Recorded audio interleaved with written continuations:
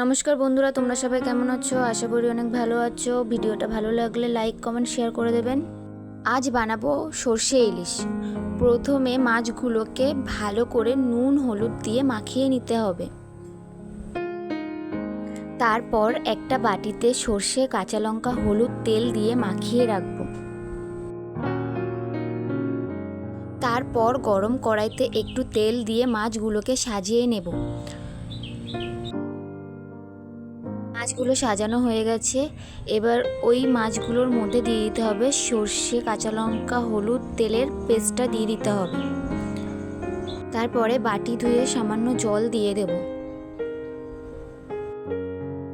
2 থেকে 3 মিনিট পর্যন্ত ফুটাতে হবে ভালো করে।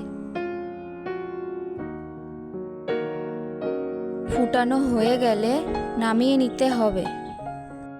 তারপর রেডি হয়ে যাবে আমাদের গরম গরম সর্ষে ইলিশ।